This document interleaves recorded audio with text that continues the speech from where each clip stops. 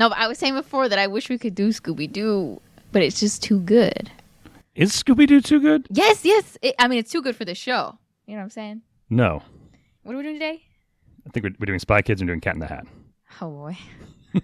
but I mean, like, a good old boy for the first one. An interesting old boy for the second one. You ready? Yeah. Both of these were your choices, Liz. Okay, I forgot the Cat in the Hat was my choice. And truly, honestly, when I rewatched that, oh, boy.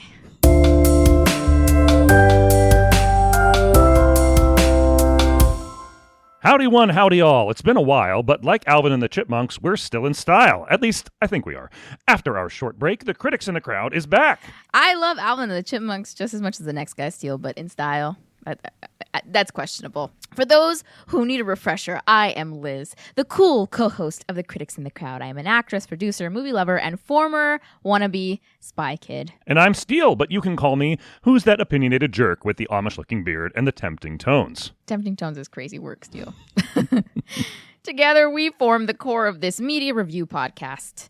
Like always, we're here to discuss a divisive piece of art. These aren't the good movies or the bad television shows, but the stuff that has split professionals and audiences alike. And on today's episode, we have a smash hit from yesteryear that somehow found itself in the doldrums. What gives? That's what we're here to find out, because today we're covering Spy Kids. If you're of a certain age, born 1995 and later, you were no doubt either enthralled by this film and its sequels, or were at least deluged by its multimedia empire. Maybe that's why people turned against it. How much adolescent spy content can you crank out before your demographics turn on you? Spy Kids 1, 2, and 3 need to be given a Nobel Peace Prize, okay? You know, since we're just giving those out. Maybe Marie Curie and Albert Einstein will want to hand those over. Anyway, I love Spy Kids. Way to be objective, Liz. The stats. Spy Kids is not just a film. It's a multimedia empire with numerous movies, a television series, novels, comic books, video games, and merchandise. It is the brainchild of Robert Rodriguez, who is now regarded as the visionary behind numerous big-budget hits, but at the time of the first film's release in 2001, was an emerging filmmaker known for the hyperviolence of El Mariachi, Desperado, and From Dusk Till Dawn. All modestly budgeted films that were successes, but hardly blockbusters. After the success of the PG-13 rated horror film, The Faculty, Rodriguez wanted a reset. These are Rodriguez's own words from Creative Screenwriting magazine. Quote, I didn't want any guns or violence. I wanted it to be action-adventure for kids. A guy told me his son loved Desperado. I said, how old is your son? He said, 6. He shouldn't be watching that. I can't make movies like that anymore. You don't feel like it's your responsibility because I never had the intention for kids to watch that, but the reality is they do. Even in The Faculty, I didn't want to gore it up. I had everybody alive at the end. With that in mind, Rodriguez set out to craft the kind of film that he enjoyed in his youth. Drawing from James Bond and Willy Wonka, among many others, a synopsis from the Internet Movie Database. 2 kids become spies in an attempt to save their ex-spy parents from an evil mastermind. Armed with a bag of high-tech gadgets, Carmen and Junie Cortez will bravely crisscross the globe on a mission to save their parents and maybe even the world. The result was a box office smash hit. Spy Kids was released in March of 2001 to critical acclaim and grossed over $150 million, plus the aforementioned secondary sales and merchandising. It topped the charts for 3 weeks straight and helped turn Rodriguez into Hollywood royalty, while catapulting its 2 young stars into success as well. Alexa Penavega stars as older sister Carmen Cortez. She had already appeared in several major motion pictures, including The Glimmerman, 9 Months, Ghosts of Mississippi, and, let me just shift the levels here, Twister, Liz's favorite film ever. You know, I'm so glad you said that, Steele, because if you didn't, I was going to. She plays baby Helen Hunt and has an incredibly moving performance with only about 5 minutes of screen time. Can you believe that? Yes, I can. She would go on to appear in dozens of films, hundreds of episodes of television, and has built a cottage industry for herself in the form of Hallmark movies. Picture-perfect mystery fans will recognize her quite well indeed. Daryl Sabara, who played younger brother Junie Cortez, has established himself as an in-demand voice actor. Fans of Ben 10 will recognize his vocal cords as those of Heat Blast, Rex Salazar, and many others. While those who enjoyed Father of the Bride will know him as Hunter. I had to check. I was like, wait, you mean Father of the Bride? And I was like, what? No, Father of the Pride. Mm-hmm. I've never seen that one. I kind of want to know. Other credits include My Neighbors, The Amadas, The Polar Express, A Christmas Carol, and too many others to mention. Who was he in Polar Express? He was the young boy. Oh my God. The hero boy. I literally have never looked up who was in that movie besides. I just know Tom Hanks was in it because he's really in that thing. He also had major roles in the live-action films John Carter, Halloween, and The Green Inferno, among many others. Rapid fire time. This movie also features legendary actors like Antonio Banderas, Alan Cumming, Danny Trejo, Carly Gugino, Terry Hatcher, Robert Patrick, Tony Shalhoub, and Cheech Marin. This movie is the epitome of the film where you go, hey, I know that actor. With all of that star power and success, it would seem that this movie was destined to stand the test of time. I love how that was the rapid fire footnote. Like, with that kind of star power, that was like hitting us with a machine gun, Steele. Or perhaps even a machete. Listen, I love that this film was my introduction to all of these iconic actors. Literally, anytime I see them, I'm like, oh my God, that's the mom from Spy Kids. Is that embarrassing? Yes. Okay, well. And yet somehow, crowds have soured on Spy Kids over time. Perhaps it was the onslaught of media that crashed over the cultural landscape over a quarter of a century. Audiences had definitely soured when Rodriguez attempted a reboot via Netflix in 2023, which didn't leave anywhere near the impression that the first film did. That has carried over to the internet, where on Rotten Tomatoes, the film receives only 47% from the crowd, compared with the 92% from critics. Did Spy Kids overstay its welcome? Was it never invited in the first place? Or is the audience not savvy to what Robert Rodriguez was cooking? Initial thoughts. Liz picked this feature, and I can understand why. She was a child of this era, and Spy Kids was everywhere. It doesn't hurt that there was a female protagonist, some cool action, a buddy cop dynamic between siblings. Go check out our episode on Shaft. And a brief runtime. But I do not want to speak for you, Liz. So tell me, tell the audience, tell the world, why Spy Kids? Steele, you have no idea how badly I wanted to be a Spy Kid. Okay, actually, you probably do. I have some of my most fondest memories with this film franchise. And I think, this was definitely the first time I saw any Latino people on screen. So it was very formative for me. And not only that, their Latinness was celebrated, but it wasn't the only thing that they were. It wasn't like a huge talking point, which I really enjoyed. They were just people. And I love how the film is over the top, campy, but it totally works in its favor. I think any kid would enjoy watching these films. For me, I remember watching this film with a couple of children that I was babysitting in the early aughts. It was cute and enjoyable, but not my cup of tea. I was at NYU at the time, falling in love with Werner Herzog and Alfonso Cuarón. The whole cutesy concept just didn't win me over.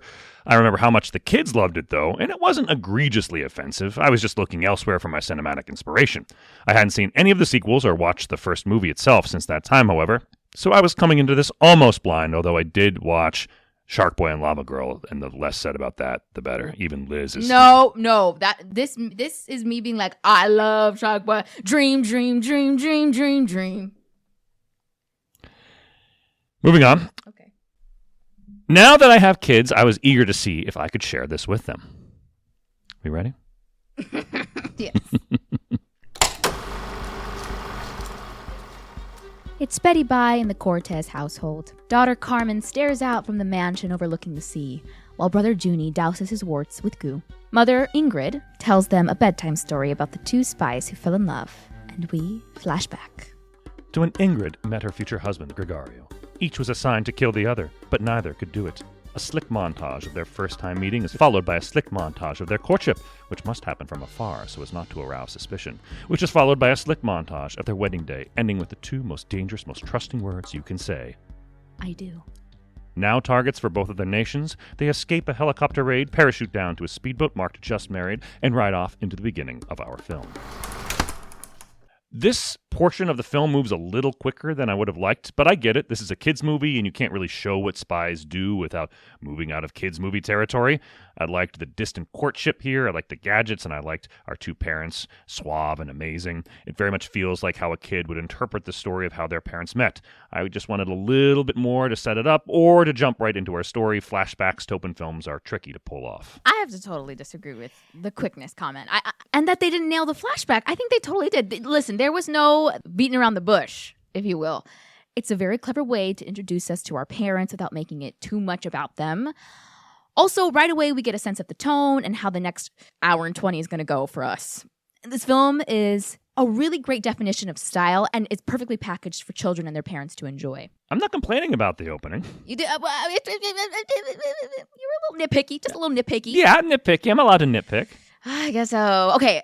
The Spanish-style mansion on a mountain overlooking the ocean, dream home. And we have to take a really good, long moment for Carla Gugino. Okay, thank you. Literally one of the most beautiful women I have ever seen in my life. And the way they costumed her in this montage and in the film, perfection. She brings a sort of soft yet grounded presence to the film. She's a perfect mother figure. And this has got to be one of my most favorite opening sequences in a movie ever. It's silly and it draws me in and it makes me fall in love with the world of the movie all over again.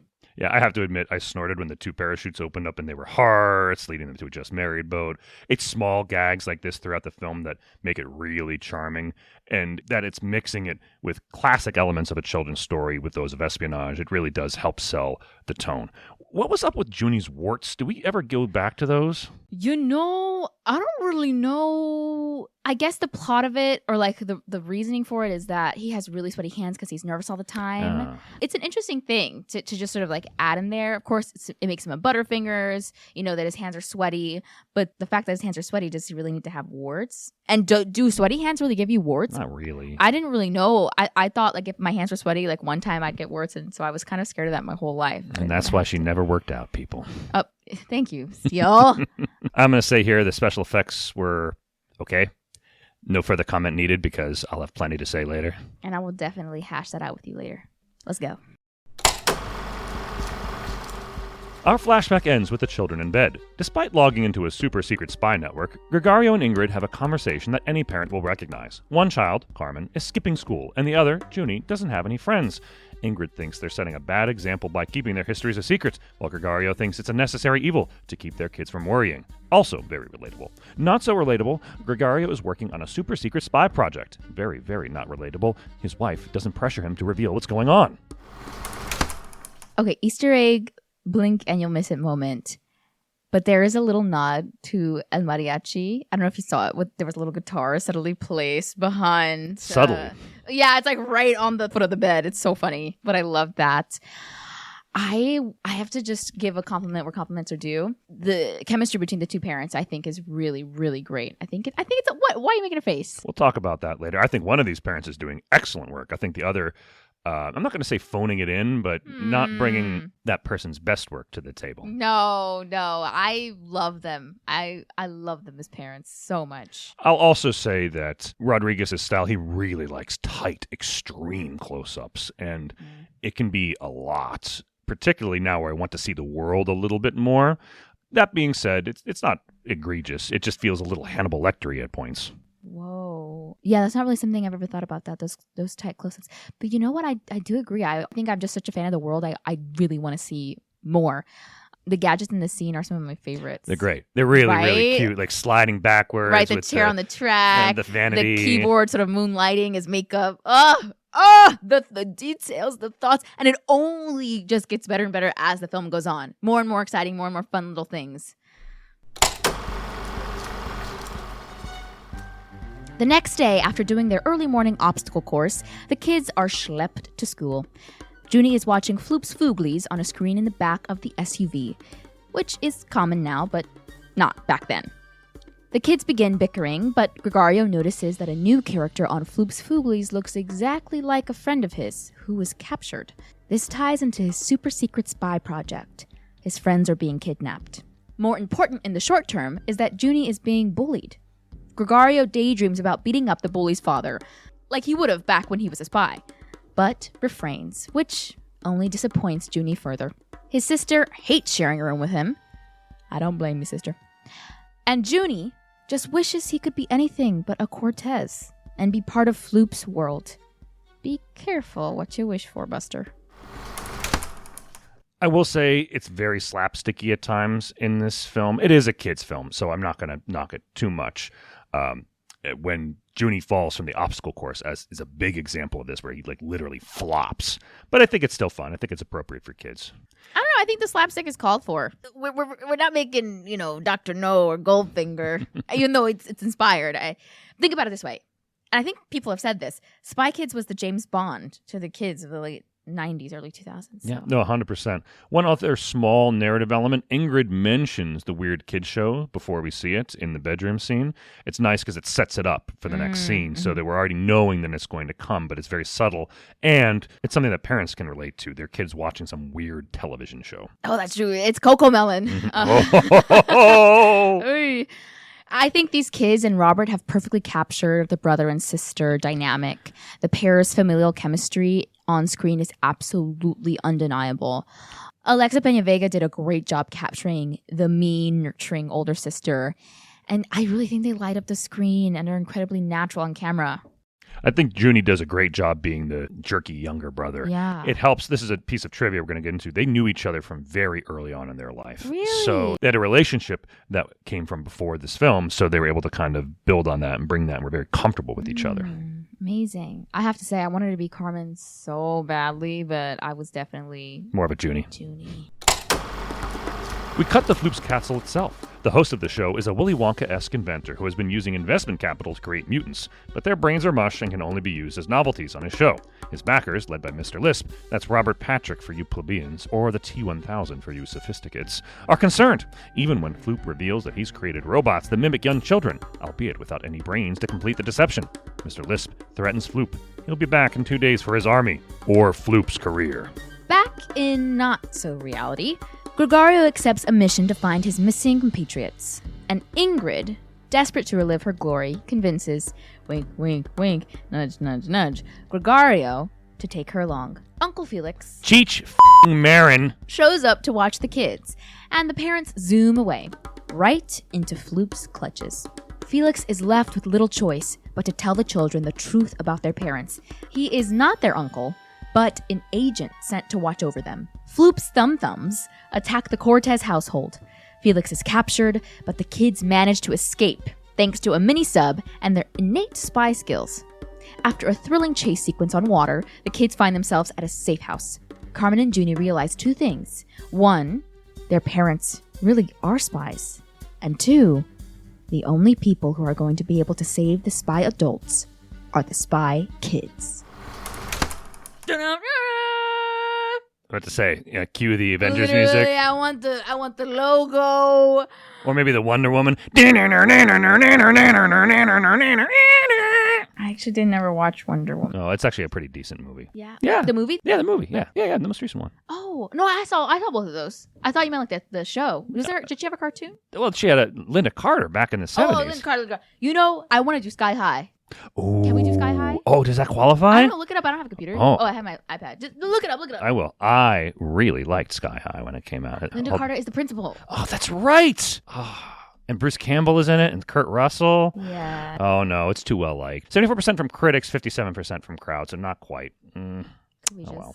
I think we should go in and add a couple like really bad reviews to really bring it down so we can just do it. Alan Cumming was the perfect choice for this film. We're going to get into it. Robert Patrick, I believe, auditioned for the role of Floop. Mouth is on the floor. If this is true, release the audition tapes. No, I'm kidding. That's horrible to say. But like that is crazy to think about. Anyway, Alan Cumming, perfect choice. The movie is a perfect storm of casting, truly. His over-the-top theatrical Willy Wonka-ness, which is also later balanced with this sort of subdued vulnerability. I truly think, like I said before, the casting team created something really perfect. And what I love most is that you can tell everyone is having such a good time filming this movie. I think that's what gives the movie so much of its heart. This segment of the film, the part with Floop, it kind of threw me. I really dug the spy stuff, but the Roald Dahl weirdness really came out of left field. I remember the first time when I watched it, it just seemed way more jarring this time around. It's also a little late in the game to have the parents kidnapped. I understand what's going on. I just wish a little more was given to the kids at this point. Junie is okay. I kind of get his bullying. Carmen is a bigger question mark in terms of characterization. I agree. It was a little jarring, the sort of Floop of it all. Even watching as a kid, I remember being like, what the heck is going on? I was kind of scared of Floop, I won't lie. I think it's a strong choice. It's weird, it's stylized, and the film makes it work. eventually. I do understand and like the aspirational quality of this part of the film, with the kids getting all these gadgets and learning that they're spies. Who hasn't wished that their family was cooler, that they had access to gadgets and skills that they could only dream of? It's paired with recognizable dynamics, particularly the sibling rivalry and sibling love, that makes it work even better. Mm-hmm. Seeing Robert Patrick, T-1000 in this film was such a fun addition for me. I actually had seen Terminator 2 before Spy Kids, which is kind of crazy. Thanks, Mom and Dad. Ditto. Love y'all. Honestly, great film education. It reminded me how stacked this cast is, one after the other. And the way he is able to just strike fear in my heart, even watching Terminator 2 now. Sorry, I'm off track. Anyway, what we're talking about, kids who are spies or something? Yep, kid spies. Also, the special effects and sets. Coming back to this, I like the visual style. It can come across as very cartoony, even in a film that's very slapsticky and not quite complete. I think a big chunk of the reason of this is the budget. It's very modestly budgeted. I believe it's $35 million as compared to, say, something like The Cat in the Hat, which we're going to cover, which was $100 million and looked pretty much the same, if you ask me. The hamminess of this film can sometimes be irksome, particularly for an adult. Still, it's a family picture, and I can easily see my son overlooking any schlock for the slapstick. The hamminess is what makes it for me. Mm-hmm. It feels fresh, feels alive. The film feels, I don't know, like it has a beating heart. There are simple themes that are totally drawn out for the audience, which I know people could be like, "Meh," but, for kids, you understand it. Even the youngest can understand these more complex themes. And it's intentionally strategic without being over the top, like current kids' movies that like to, I don't know, make jokes about butts all the time, or eventually 6, 7. So this is smart slapstick to me and inoffensive.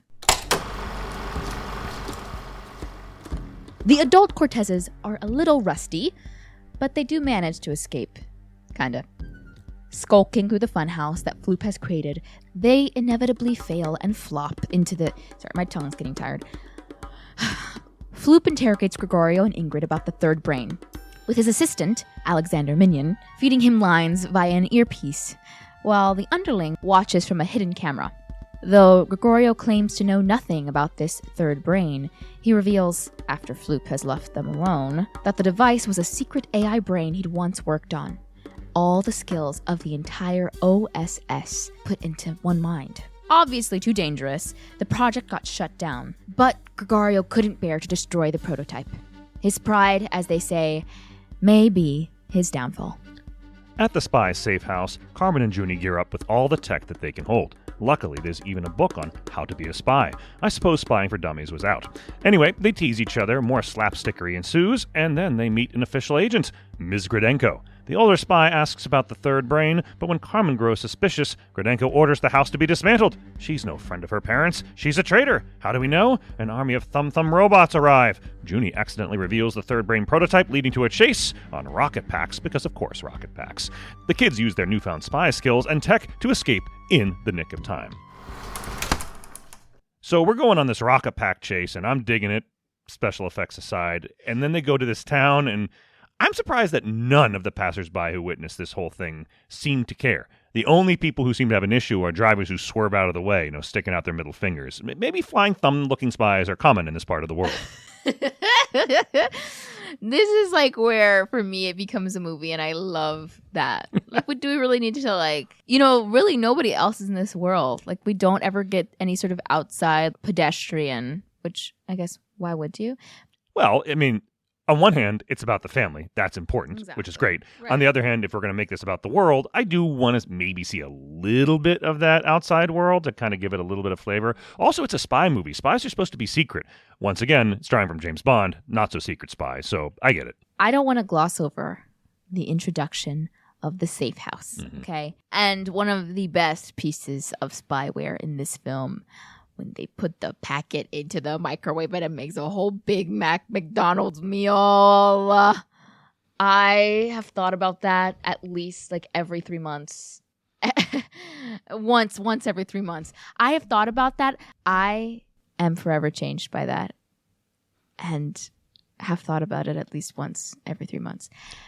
I just let Liz cook there. I got to admit, I saw Richie Rich when I was a kid, and he had his own McDonald's in his house, and I'm like, yeah, that was the same thing for me. Right.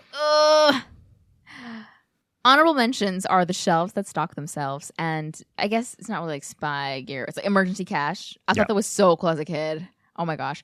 The creators of these gadgets, it just feels so genius to me. It's like they really tapped into their inner child and found what they thought would be cool. I have a pet peeve when people call their siblings sister or brother in direct conversation, as Junie and Carmez do here. Sister, brother! They said it once. It was feels... one time. I saw that comment. I went back to watch. I was like, what is he talking about? They said it once. It feels so hokey to me. My sister sometimes says sister. Sister, come here. Cringe. The scene with the little guppy pod. Yeah. Oh my gosh. I thought that was so cute, little montage. And then with the little tiny toilet inside. And I genuinely laughed when the little AI voice was like, now flushing your poop. That was really funny. It's these little touches that make the film so enjoyable. And I want to give compliments to Daryl Sabara. Daryl Sabara has such good physical comedy instincts. He does. You're looking at me still, but he does. I'm laughing at every beat of his, especially when he knocks himself in the head with the case. She's like, go knock it against something, and he knocks it and he goes, "Wah." That was funny. I liked that. That was funny. I laughed. Very much the kid brother. Yes, really. I mean, both of these kids have such great natural instincts. Peña Vega has such an understanding of the tone and material and is making such great choices. And you know what? I want to point out Antonio's work. You're looking at me. We're going to have to agree to disagree there. Listen, I think he had great comedic timing, and I found it funny as a kid. I find it funny now. Wait, one more thing. Who thought of the thumbs? Oh, you don't know? What is that? They're based off of Robert Rodriguez's own drawings from when he was a kid. What? Yeah. A lot of this was drawn from Rodriguez's own memory. He worked on the music. He worked on the design. He worked on the various spy elements. This is... I hate when a film is like a film by so-and-so. Rodriguez had his hand in almost every part of this. Directing, writing, visual design, music design, editing. If you could say that someone had a film by, this is one of the few times where I would begrudgingly allow it. Robert Rodriguez, you are a mastermind. You have the mind of a master. You created a masterpiece. That's all I have to say. That is all I have to say. It's like God came down. It's like, when, God came to, was it Da Vinci, the Mona Lisa? Who did the Sistine Chapel? Michelangelo. Oh, okay, so Michelangelo did the Sistine Chapel? Okay, stop looking at me. Who did Da Vinci do? Did Da Vinci do it? First of all, You're thinking of The Last Supper. Okay, with Da Vinci. Okay. You're thinking of the Sistine Chapel by Michelangelo. Da Vinci did the Mona Lisa. Yes, but that's not divinely inspired. Oh, I mean, in my head, they were just divinely inspired because they were just like masterpieces. I was just going to say it was like, or no, I didn't realize it was sort of like a known thing that it was divinely inspired. I just love when it says, that's all I'm going to say, and then goes on to a 5 or 10 minute long spiel thereafter. I do that often, and it makes editing so hard for Steele, so give him a round of applause wherever you're at, on the subway, in your car, I don't know. Hi to all my cousins and family watching. I mean, not watching, you're listening to this. I know some of you are, so just a little shout out. And our shout out to our subscribers in Germany and Singapore. Thank you very much for tuning in. Oh my gosh, for real? Yeah, for real. Hi, guys. Back at his hideout/production studio, Floop is having second thoughts. His shows are missing something. Minion reminds him of their grand plan of robot children deceptors, which they will test out in the field by using them to find the children and steal the third brain. A bracelet that Gradenko gave to Carmen as a show of trust is anything but that. Specifically, it's a tracking device. This is a spy film, after all. The imposters nab the third brain, leaving the Cortez children on the opposite side of the world from their parents and without a hope. Fear not. Hopeless they may be, but our young heroes are not without their pluckiness, their spunkiness, and their imagination-ness. Sorry. I got carried away. Anyway, they go to outfit themselves at the shop of Machete. Yes, Danny Trejo. But in a more kid-friendly form, a world-class outfitter of spy tech. Their father's best man and their father's brother.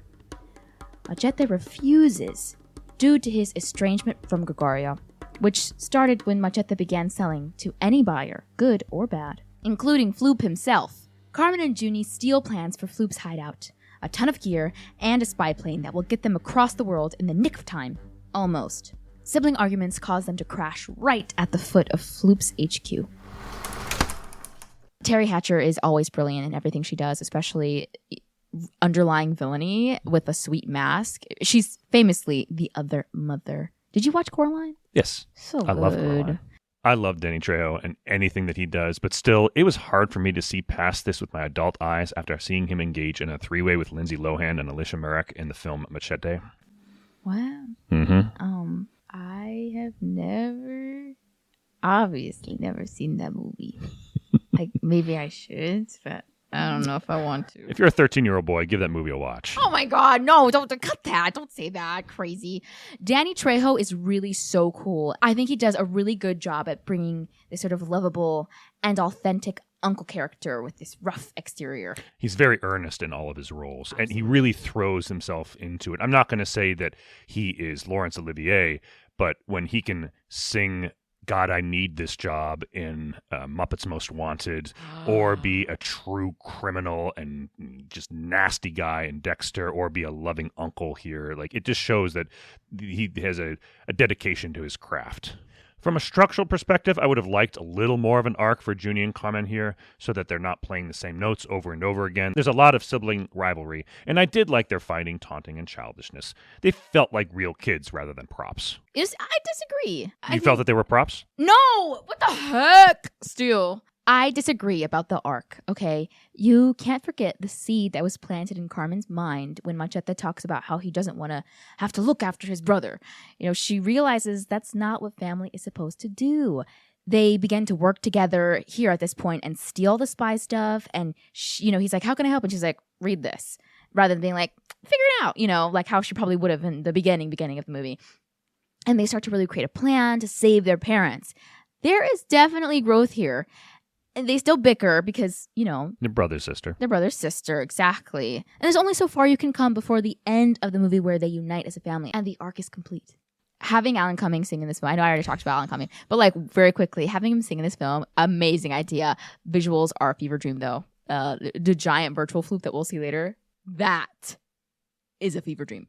He also has a great range, being in Romeo and Michelle's high school reunion. Okay, but I loved him in Josie and the Pussycats. I just got about to say, he's in all of these films, and whether he is this vile character in Titus Andronicus or someone really sweet, as I'd said in Romeo and Michelle's high school reunion, there is a genuineness to his characters. Or Loki in The Son of the Mask. Yes. Oh.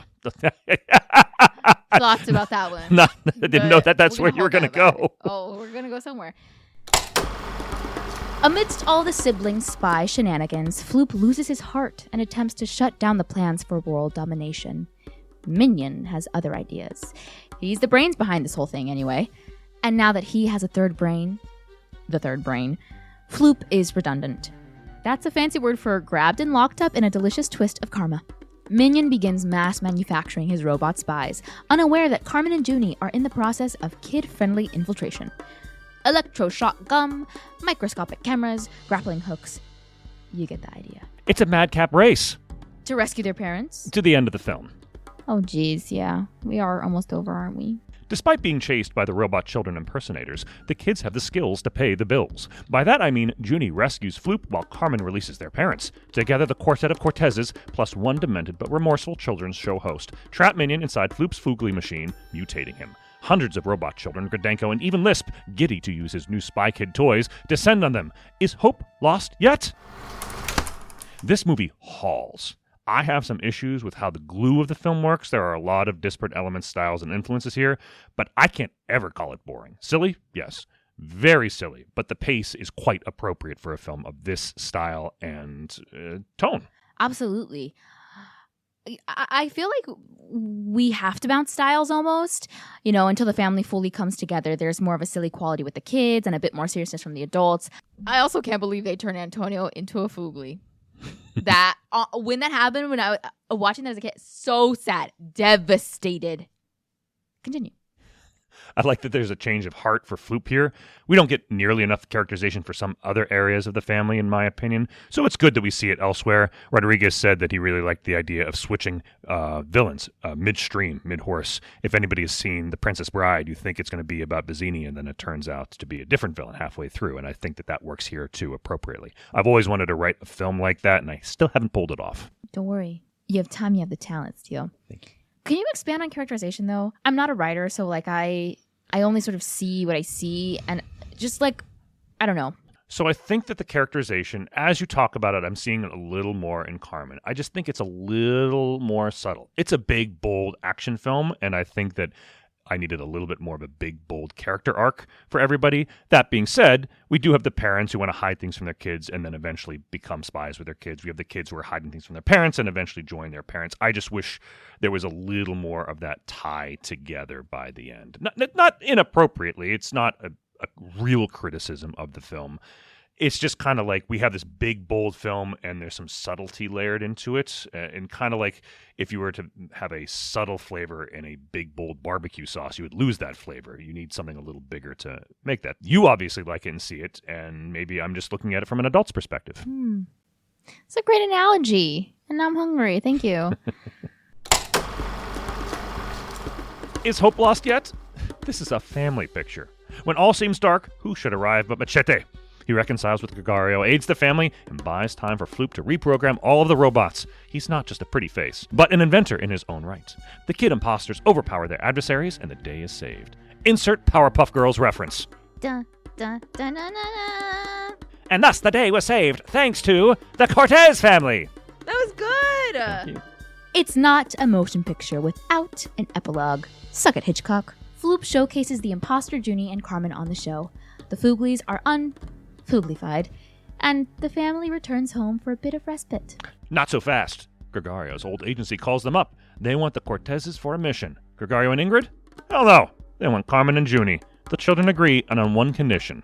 All 4 of them get to go. Spy Kids will return in Spy Kids 2, The Island of Lost Dreams. And thus an empire was born. How'd it feel rewatching this film with a critical eye, Liz? Were you able to maintain your objectivity, or did you find yourself turning into young you again? Yeah, it was hard trying to separate the two. I always feel totally nostalgic when watching this film.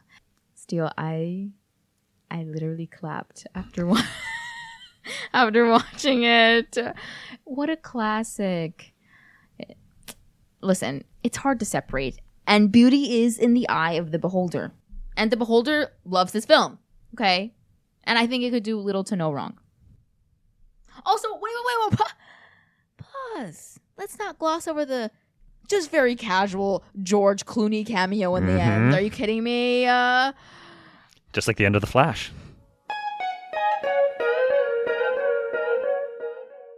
Trivia. A special edition of the film with a deleted scene was released into theaters at the tail end of summer 2001.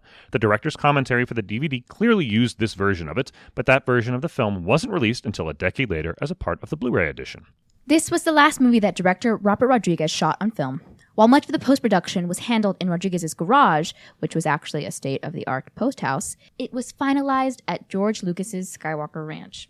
Lucas was deep in production on Star Wars Episode II, Attack of the Clones, which was one of the first films to be shot entirely digitally. Really? Wow. At least one source has it that Lucas introduced Rodriguez to high-definition digital filmmaking, which Rodriguez would use to great effect on future films, most notably Sin City. Production took place over 10 weeks, roughly 48 working days, in and around Austin, Texas, with some exteriors shot in South America, specifically Chile, to help expand the scope.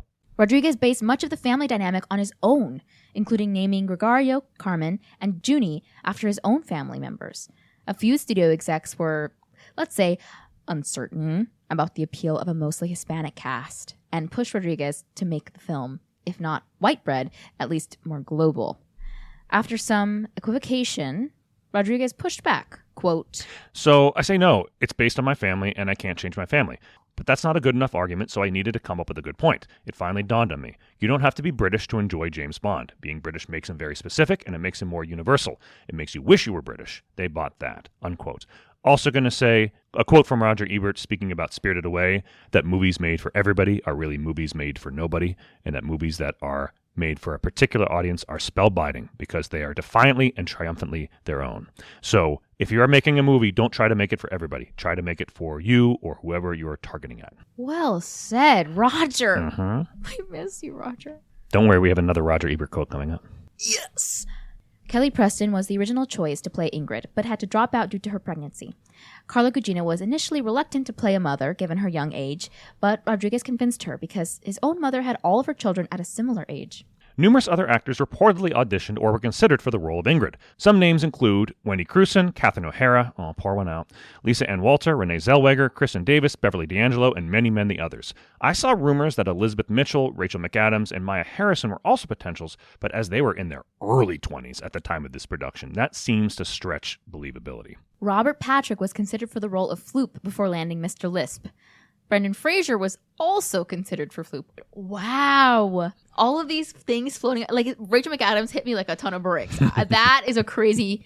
I will say that they do look very much alike. They do. They have a very similar look. Very similar. Yeah, anyway. Alan Cumming kept Mr. Floop's sofa. Quote, "It's in my house in the Catskills, a funny purple sofa, and has a curly bit. And whenever I see clips of Spy Kids, I'm always looking for my sofa in the background." Unquote. Alexa Pena Vega and Daryl Sabara had known each other from a young age, allowing for them to develop a pre-existing relationship into a sibling dynamic with little effort. It shows. In order to keep costs low and the running time appropriate for a family movie, much had to be cut from the original Spy Kids script. But a lot of it wound up in the sequel. Says Rodriguez, quote, "I'd written a lot for Spy Kids that didn't make it. It became 1 and 2 all by itself. Basically, I wanted them to already be Spy Kids and have all these gadgets, be cool agents. But that wasn't that first film. It was the genesis of how they became spies. So all of that stuff where they were a little too savvy, too proactive, that went into Spy Kids 2, unquote. The Thumb Thumb robots were based on a design from Robert Rodriguez's childhood. Among much else. I know I've said this before, but I did watch the B-roll of the making of this film. It was like watching the Mona Lisa being painted. I know we are. I know I already. I thought we talked. It's the Sistine Chapel. Yeah, the Sistine. You know, when Raphael did something. It's Donatello. I know. I'm just kidding. Oh wait, are you sorry? I'm just. It was a joke, but now I don't think I messed up the joke. Pros. I liked both of the main kids in their roles. Alexa Pena Vega is older and has more experience, so she's clearly more confident in this. But Daryl Sabara pulls off the unsure little brother quite well. I saw in him what I saw in my own little brother when we were growing up. They're kids, and at points it's clear that this is still new to them, but if they don't work, this film doesn't work. And they work. They are such a huge reason this film works. I so agree with you. They created a really beautiful, realistic sibling relationship. This feels like a family movie in that it is a movie for the whole family. The call-outs to James Bond will hit parents hard, and the subtle touches of childhood will be most effective for kids. I'm quoting Roger Ebert with his own very positive review of the film. Quote, "My feeling is that a family movie fails if it doesn't entertain the parents, since they're the ones who have to buy the tickets." Unquote. This entertained at least one parent who watched it. The style is such a huge positive for me. The coloring is so beautiful. I feel completely immersed in the world of this movie. It's tangible, it's fanciful. From the tech to the set design to the relationships of the family members, it's stellar. After the opening, which, while charming, represents 10% of the film and can be a little sluggish, the film halts. There were a couple nice twists that won't shock the parents in the theater, but were obviously designed with kids in mind. No real complaints beyond the length of that opening scene. Casting was incredible. It was a perfect blend of everyone, and they came together and delivered, making this film stand the test of time. I'll be a little vulnerable and admit that overwhelmingly, I still identify with the children in these kinds of films, but this was the first time I watched a movie like this and empathized with the parents. From the moment Ingrid tells her children a bedtime story to the moment of reunification of the family, I was seeing this through the eyes of Senora Gugino and Senor Banderas. I love how accessible this story is and how fun it is to watch, and I think literally any kid can relate. I really am happy that he decided to keep their Latino-ness and make this movie the way he wanted to, because it really, like you said, it will stand the test of time. Camera work, editing, much else, all solid. There was a little bit of ADR that could sometimes be off-putting, but I think that that's really only a critique if you're looking for it. It helps transition for younger audiences, and it isn't glaring. Cons. Are you going to have any cons, Liz? You know what? I wrote, I don't want to pull us out of cons, but I think the CGI and the way it's held up in its goofy looking way, it works in favor of this film. No. Yeah. Sorry, I'm going to push back on that. They have not aged well. They weren't great at the time. I get for the budget and the tone, okay. I'm not knocking the artistry of the people who worked on it, but it's pretty glaring. Sure. But for me, I really think it serves the film. I think it serves the film. I think a kids movie of the early 2000s has no business having like incredible, like, you know, I would say Jurassic Park level CGI. I know Jurassic Park, the originals. I mean like the future Jurassic Parks. You know what I'm saying? It's not Alien. Well, Alien was also very realistic. What am I trying to say? What movie has CGI? Maybe I'm going to stop talking. I love Antonio Banderas. The breadth of his acting, from the concerned lover of a man dying of AIDS, to an immortal vampire, to a Wild West superhero, to everything else, is astonishing. He was not the best part of this film. Maybe it was the dialogue he was given. I disagree, but, continue. I'm out of cons, by the way. I figured. The connection... You're out of cons. You didn't have one. You're right. The connection between Floop and the parents seems weird to me. Why is an inventor also the host and creator of a kids' TV show? It's a little odd. Oh, that's right. Liz has no more cons. At this point, the film looks very beige to me. And even when we're in Floop's Floop Mansion or whatever the hell it's called, I could have used a broader color palette. I'm sorry, Liz. Beige? It's beige all over. It looks like Texas. No.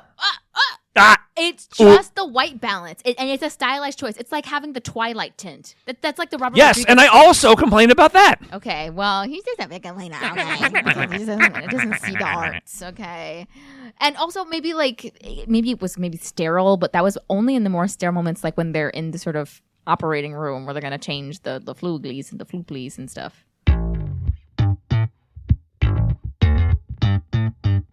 Personal opinion. Since Liz has dominated with her opinion throughout much of this episode, I'm going to lead off here and say that for all of my critiques of this movie, I loved lots of aspects of it. It's a very fun action film that's appropriate for all ages. Don't tell my father, he showed me way too many R-rated films from an early age.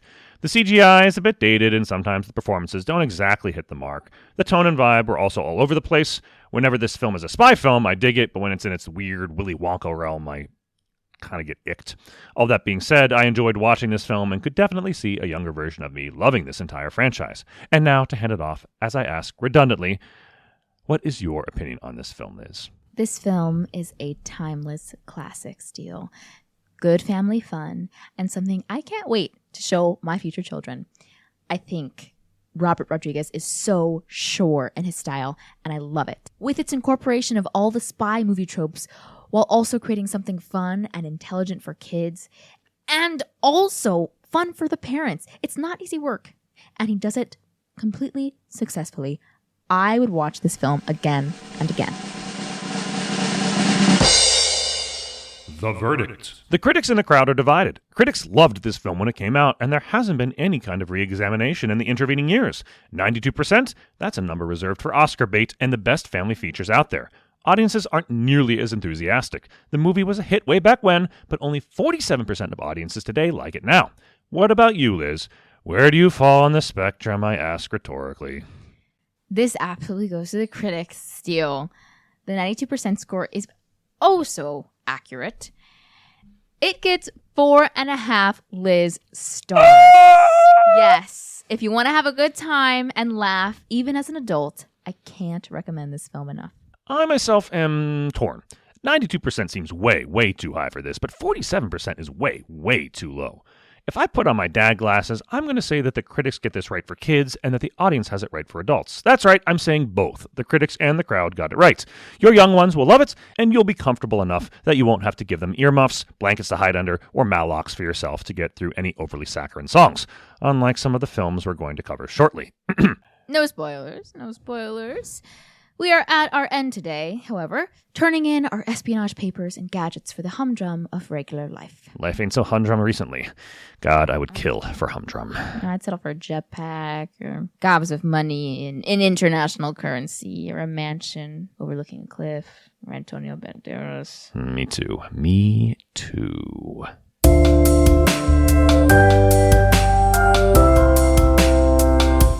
The Critics in the Crowd is hosted by Liz Ramirez and Steele Philippek. Editing and production handled by Steele. Social media by Wendy Dobkin. Logo by Aria Feliciano. Music by Joel Studler, provided by a Humble Bundle. All audio effects are sourced through freesound.org and used under the Creative Commons license. If you feel that we used a piece of audio to which you own the rights, please email helmstarmedia@gmail.com. This episode was recorded at the Communipop branch of the Jersey City Public Library. Special thanks to Kyle Ramsey and all of the amazing librarians at this location throughout the United States and throughout the world.